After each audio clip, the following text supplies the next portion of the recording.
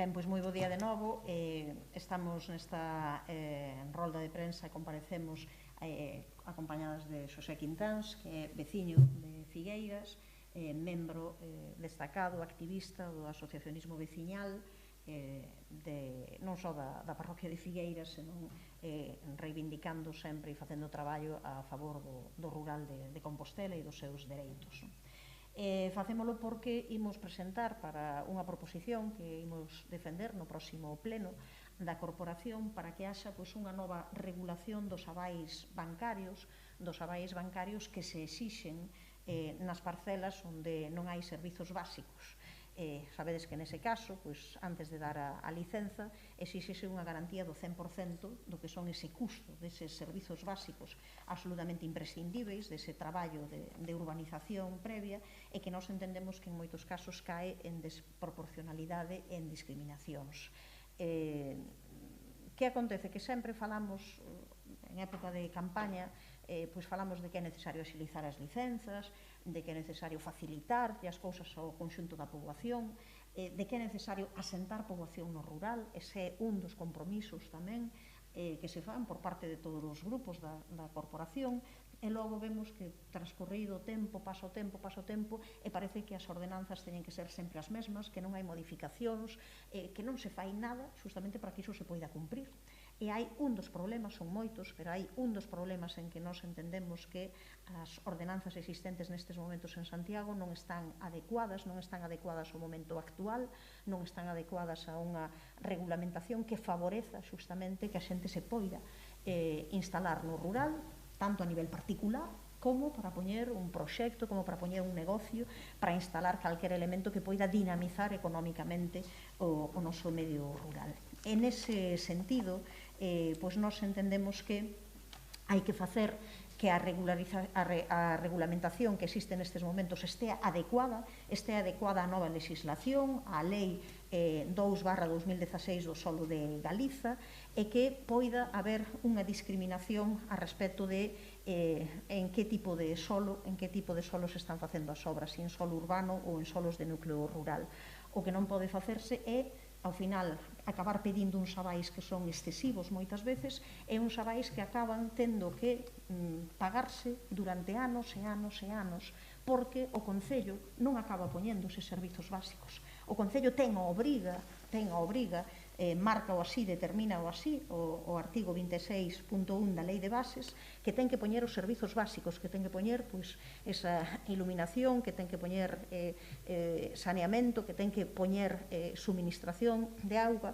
Claro, cando non hai eses servizos básicos, e calquera persoa que queira poñer unha casa, que queira obter unha licenza para facer unha casa ou para poñer un negocio, para emprender calquera tipo de iniciativa, o que ao final acaba poñendo é un aval do 100% desa cantidade, do que vai supoñer ter eses servizos básicos. E que pasa? Que ese aval, que debería de ter tamén un tempo final de duración, o que non pode ser é que ese aval se diga que é durante 2 anos, pero con prórroga, e que a prórroga é indefinida. Entón, ao final, acaban pasando os anos, 1, 2, 3, 4, 5, e a xente continúa pagando ese aval. Entón, primeiro, iso non ten sentido. Os avais teñen que ter un tempo de duración fixa, determinada, que en canto remate, ese tempo non se sigan pagando. Os avais deberían, en todo caso, discriminar se estamos a falar dunha persoa a nivel particular, ainda que sexa para un negocio, para que sexa para unha vivenda, así é un promotor inmobiliario que o que quere facer aí, construir casas para vender. Estánse poñendo, desde logo, nos creemos que avais absolutamente desproporcionados, injustificados, e que ademais teñen unha duración case indefinida no tempo. E iso está provocando que nos cheguen a nós, que cheguen á Comisión de Queixas e Suxestións, diferentes reclamacións nese sentido.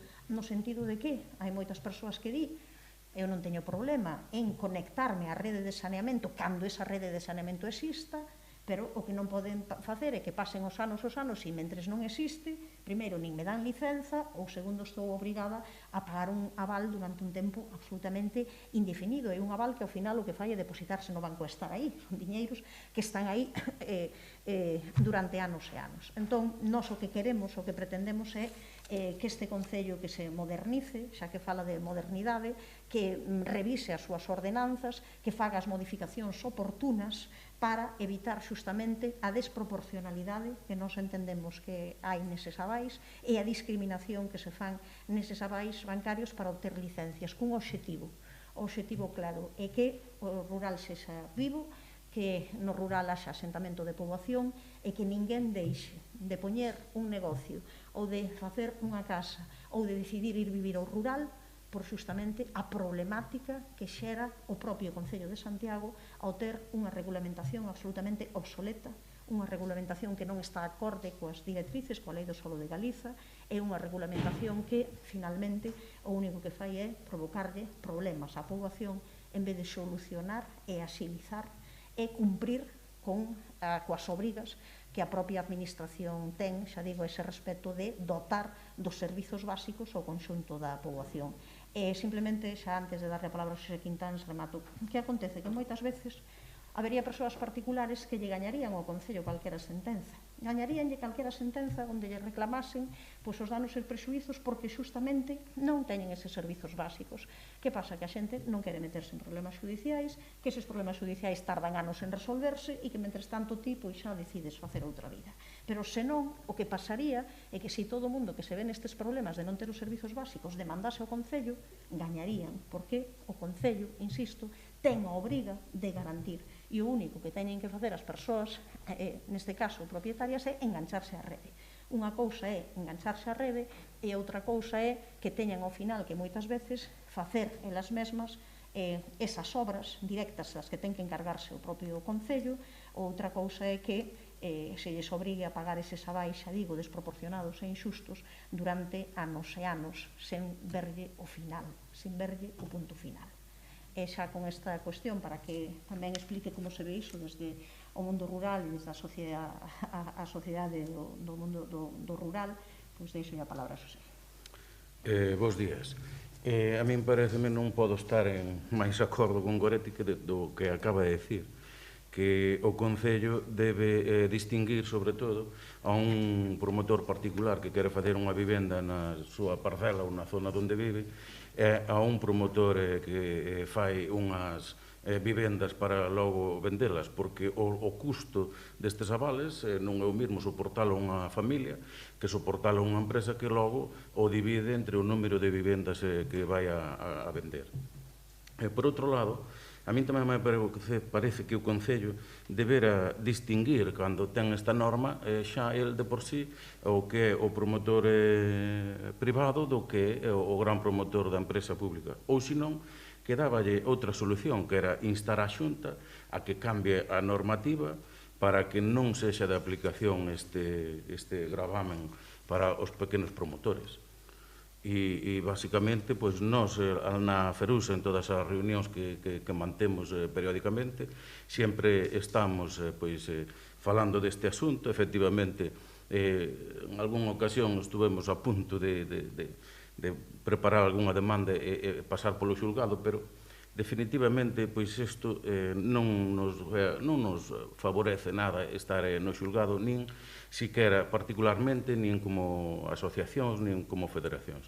A nós o que nos gustaría é que esta proposta do bloque fose tida en conta polo goberno municipal e, se non se pode facer de outra maneira, que inste a Xunta a que cambie a normativa para poder distinguir o que son os privados dos particulares. Perdón, os particulares das empresas que se dedican á construción.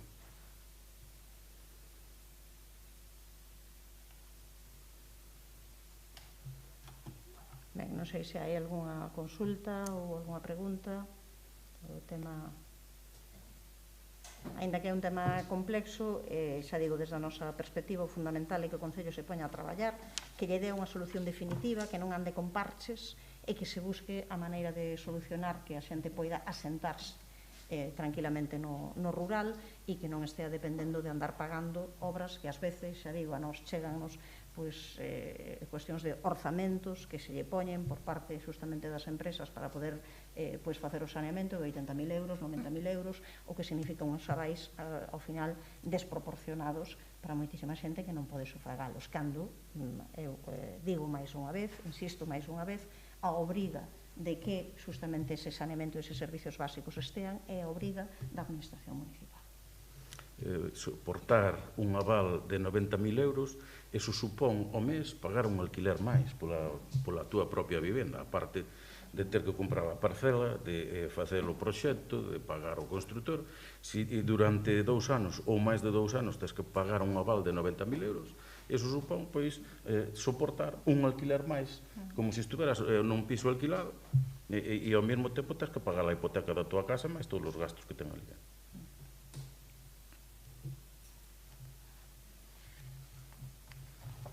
Moi ben, pois, obrigada e bo día.